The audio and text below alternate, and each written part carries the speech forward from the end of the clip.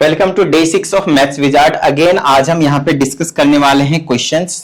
Already मैंने आप लोगों को टाइप 3 तक करवा दिए थे क्वेश्चंस, जो कि 3 और 4 मार्क्स के ही क्वेश्चन थे, और उन सब में से सबसे ज्यादा इंपॉर्टेंट क्वेश्चन आज हम डिस्कस करने वाले हैं टाइप 4 क्वेश्चंस। अगेन ये 3 या फिर 4 मार्क्स का जो क्वेश्चन है वो दिया जा सकता है। ये क्वेश्चन है बहुत ज्यादा सिंपल, सॉल्व करना बहुत ही ज्यादा आसान है, बट प्रॉब्लम क्या है पता है, लैंग्वेज समझ में नहीं आती स्टेटमेंट का स्टूडेंट को। सिंपली अगर मैं आप लोगों को थोड़ा सा आइडिया दूं क्वेश्चन का, तो आप लोगों को या फिर जितने भी स्टूडेंट हैं अगर उनको मैथलीस नहीं आती। मैथलीस क्या होती है? मैथ्स की लैंग्वेज, मैथ्स की लैंग्वेज, और बोल सकते हैं कि मैथ्स की जो इंग्लिश होती है ना, वो समझ में नहीं आती। तो इस मैथलीस को समझने के लिए आपको क्या करना पड़ेगा, थोड़ी बहुत इंग्लिश जो है वो आनी चाहिए।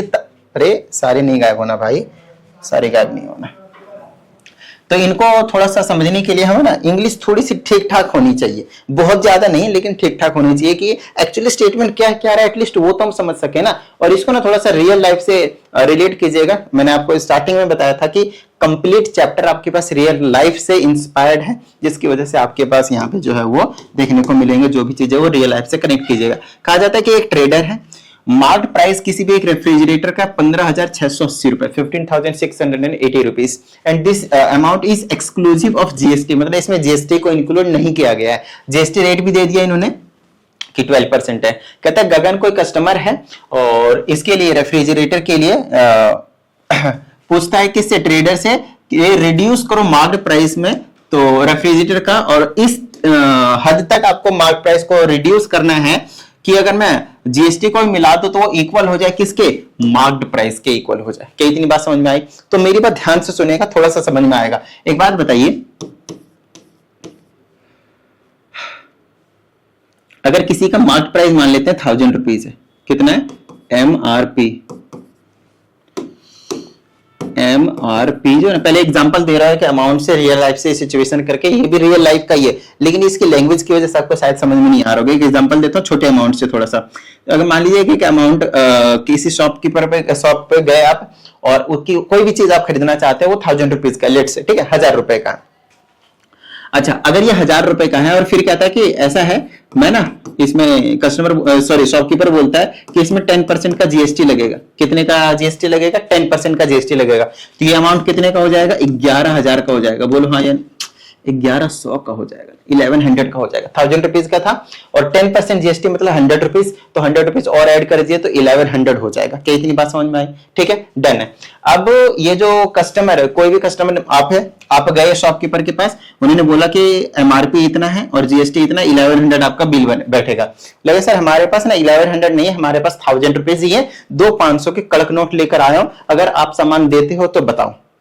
ठीक है, ठीक है। तो अब ये क्या करेगा, जीएसटी तो कंपलसरी है, मेरी बात ध्यान सुनिएगा, जीएसटी क्या कंपलसरी है, जीएसटी को तो आप नहीं रोक सकते भाई, ठीक है, क्योंकि जीएसटी तो गवर्नमेंट चार्ज कर रही है, वो शॉपकीपर नहीं चार्ज कर रहा है, वो तो बस एक मीडिएटर है जीएसटी को कलेक्ट करने वाला। ठीक है, वो तो गवर्नमेंट को पे करेगा, जितना आपसे जीएसटी लेगा ना पूरा का पूरा, अगर वो जीएसटी रजिस्ट्रेशन में, अगर वो रजिस्टर्ड आपके पास जीएसटी नंबर है उनका, तो कंप्लीट 10% जो भी है जीएसटी रेट, वो आपके पास गवर्नमेंट को उनको देना पड़ेगा, शॉपकीपर को। तो ये तो वो एक्स्ट्रा आपसे चार्ज नहीं कर रहा है, तो वो क्या करेगा, इसमें कम नहीं कर सकता। कम किसमें करेगा? इसमें करेगा, इसमें कम करेगा। आपके पास समझ में आई इतनी बात? इस वाले में कम करेगा। तो हो सकता है ये आपके पास 900 समथिंग कर देगा, तब जाकर उसमें 10% की जो जीएसटी है वो लगाएगा, तब जाकर आपके पास वो 1000 रुपीज हो जाएगा। तो आप एक्चुअली क्या करना चाहते हो, क्या आप करना चाहते हो कि ये 1000 रुपीज ना होकर एक्स अमाउंट हो जाए कुछ, और फिर उसमें आप जीएसटी लगा दो, जो कि 10% होगा किसका, एक्स का ही। जो अमाउंट आप रिड्यूस्ड होगा उसी में तो जीएसटी लगेगा ना, डिस्काउंटेड वाले में। तो 10% जीएसटी भी मिलाएंगे, तब जाकर वो किसके इक्वल होगा, 1000 रुपीज के इक्वल होगा। अगर आपको ये वाली कहानी मेरी समझ में आ गई तो समझ जाइए कि आपको ये जितने भी आज के टाइप का है वो पूरा का पूरा समझ में आ गया। बस इतना ही है और कुछ भी नहीं। ठीक है, आओ अब समझाता हूं, इसको थोड़ा कैलकुलेट कर दूं। तो x को ऐसे रखता हूं, 10% मतलब 10/100 लिखूंगा, ऑफ का मतलब मल्टीप्लाई, इसका मतलब x, इससे ये कैंसिल हो गया। अब एलसीएम ले लूंगा तो कितना हो जाएगा, 10, 11x/10 हो जाएगा। ठीक है, इज इक्वल टू 1000। इतना आ गया, 1000, जीरो क्यों लगा रहा हूं?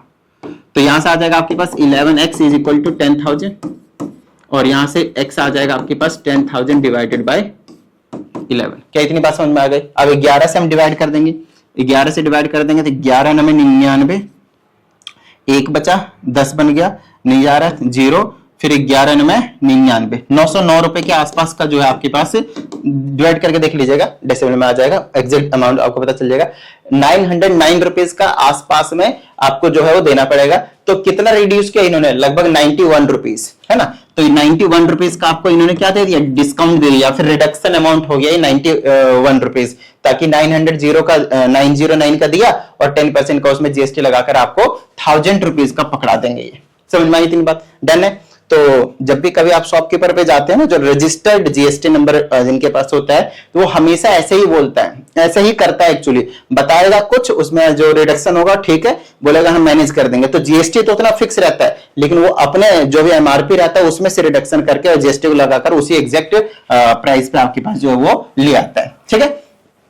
बस एग्जैक्टली सेम चीज है। यहाँ पे मैंने थोड़ा सा डेसिमल में आ गया क्योंकि रेंडमली अमाउंट लिया था, जनरली आपको डेसिमल में नहीं मिलेगा इस टाइप के क्वेश्चन में, ठीक है ना, ध्यान रखिएगा इस चीज का। अब डेसिमल में नहीं मिलेगा तो देखो अब सिंपल है, देखना एक लाइन का आंसर होता है इनका। अब पहले यहाँ पे इसमें स्टेटमेंट लिखना होता है, तो आप लिखोगे लेट द रिड्यूस्ड अमाउंट, जो निकालना है ना उसको लेट मत कर लेना, लेट द रिडक्शन नहीं, let the reduced amount, let the reduced amount कितना है, ₹X। ध्यान से सुनिएगा, कॉस्ट एमआरपी कितनी थी, 15,680 रुपए, 15,680 रुपीज आपके पास एमआरपी था। इसमें से कुछ ना कुछ रिडक्शन किया होगा, उसके बाद जो बचा ना उसे बोलेंगे रिड्यूस्ड प्राइस, रिड्यूस्ड अमाउंट, ठीक है। एक्स लिया तो अकॉर्डिंग टू क्वेश्चन बोलेंगे कि रिड्यूस्ड अमाउंट तो हमें देना ही देना है, प्लस उसमें जीएसटी कितना था 12%, तो 12% ऑफ एक्स लगेगा, तब जाकर जो टोटल अमाउंट हम पे करेंगे वो 15,680 रुपीज आपको यहाँ पे देखने को मिलेगा, ठीक है। तो एक्स ऐसे रहेंगे, प्लस में 12/100 कर देता हूं और मल्टीप्लाई में एक्स हो गया इज इक्वल टू 15,680। इसको एलसीएम लेकर सॉल्व कर लेंगे तो आ जाएगा 112x/100 इज इक्वल टू 15,680। तो यहां से आपके पास जो x की जो वैल्यू होगी वो हो जाएगी 156800 डिवाइडेड बाय 000 हो जाएगा, नीचे से यहां चला जाएगा 112। बता दो भाई, किसी भी तरह की कोई प्रॉब्लम यहां तक किसी भी तरह की कोई प्रॉब्लम नहीं होनी चाहिए। काट दें इसको, 14×5 = 70, 14×7 = 98, 14×8 = 112, है ना। 14 से काट रहा हूं, 14 से 8 टाइम्स, 14 से 1 टाइम्स 1, 14 से 1 टाइम्स, फिर 14 से 1 टाइम्स 4 40, फिर ये पूरा कटेगा कैसे, 14 से कट तो जाना चाहिए, है ना। थोड़ा सा इसको वापस लेते हैं गियर को, फिर देखते हैं किससे कटेगा, है ना। पहले 4 से काट दो, 4 से तो कट ही जाएगा, है ना, ठीक है ना। तो ऐसा करते हैं, 4 से ये कटेगा, 4 × 12 कट जाएगा, 4 से काटो पहले, 4 × 12 4 × 8 32, फिर 4 से काटो, 4 × 12 3 4 9 36, 4 दूनी, ठीक है, इतना आ गया।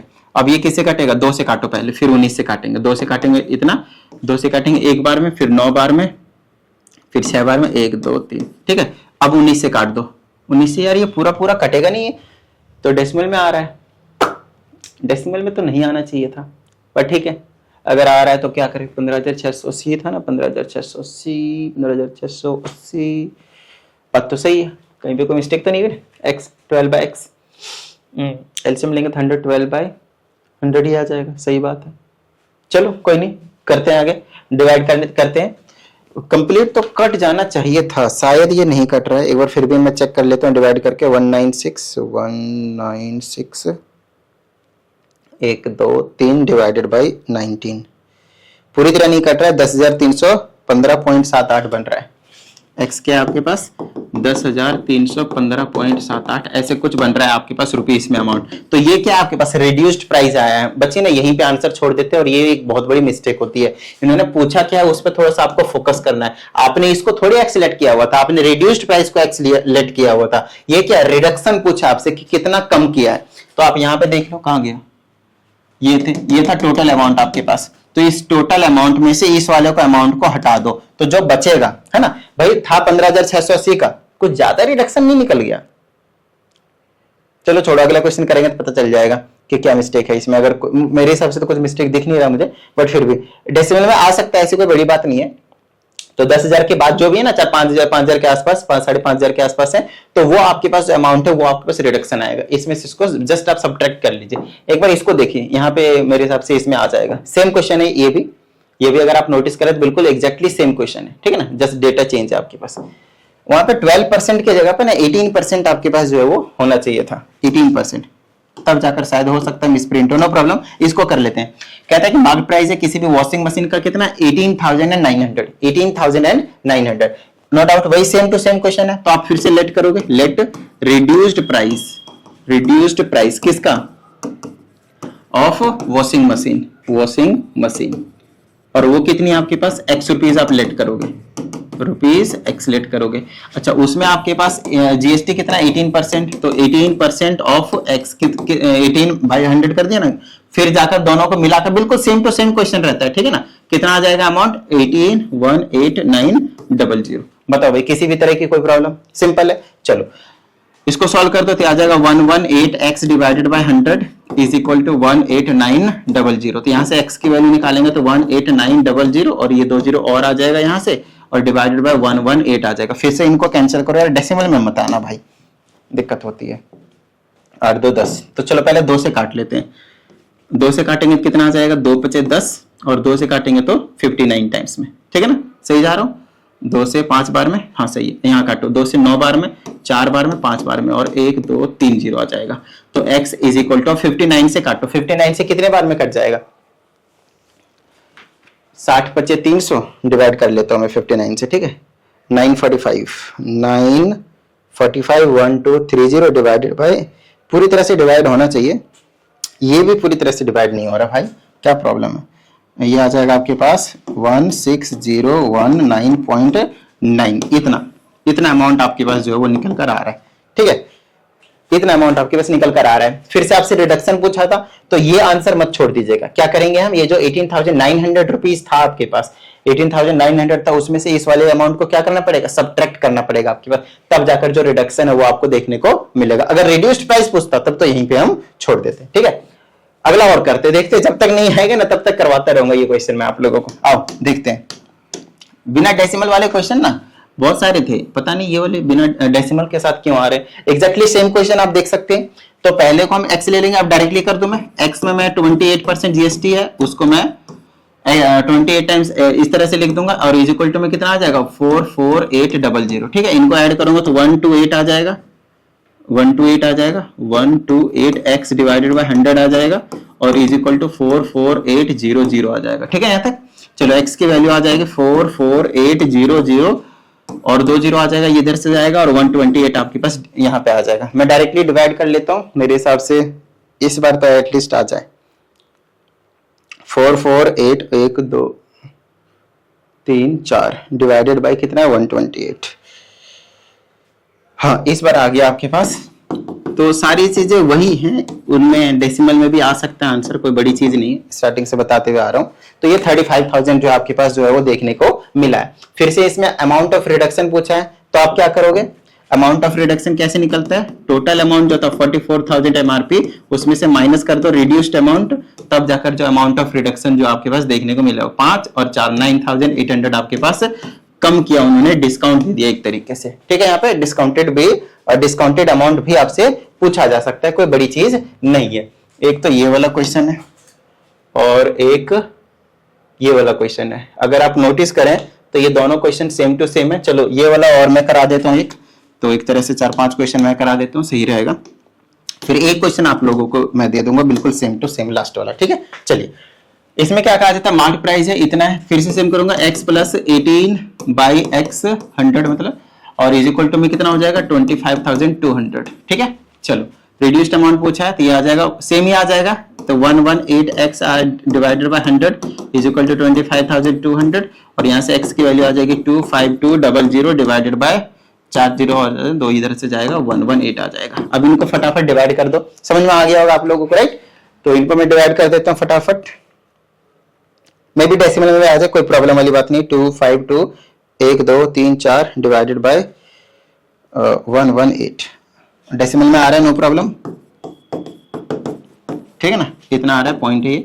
अब इस वाले अमाउंट को क्या करना है, इसमें से माइनस कर दो, 25,000 में से इसको क्या कर दो, माइनस कर दो, रिड्यूस्ड अमाउंट जो है आपको देखने को मिल जाएगा। अगर आप नोटिस करें तो सारे के सारे जो है वो इजी से क्वेश्चन थे और एक लाइन वाले क्वेश्चन थे, है ना। क्वेश्चन ऑफ द डे आपके पास यही है, इसका जो आंसर है वो आपको कमेंट बॉक्स में क्या करना है, बता देना है, ठीक है। और इस वाले क्लास का जो पीडीएफ और सभी क्लासों का जो पीडीएफ है वो आपको मिल जाता है कहाँ पे, टेलीग्राम पे, ठीक है, तो टेलीग्राम को आप ज्वाइन कर लीजिए, जो लिंक है वो आपके पास डिस्क्रिप्शन में देखने को मिलेगा। आपको समझ में आई इतनी बात? डन है। तो ये आपके पास टाइप 4 क्वेश्चन हो गए, जो कि बहुत ज्यादा इंपॉर्टेंट है। स्टेटमेंट थोड़ी सी लंबी होती है, सिर्फ स्टेटमेंट आपको समझना है, उसके बाद सिंपल काम करना होता है, 1 से 2 लाइन का आंसर है, और आप फ्री फंड में आप 3 to 4 मार्क्स आराम से यहां से स्कोर कर सकते हैं। चलिए उम्मीद करते हैं, और हाँ, वीडियो को लाइक जरूर कर दीजिएगा और कमेंट करके आंसर बताइएगा, साथ ही शेयर करके सपोर्ट कीजिएगा। मिलते हैं अगली वीडियो में, प्रैक्टिस करते रहिएगा। जय हिंद।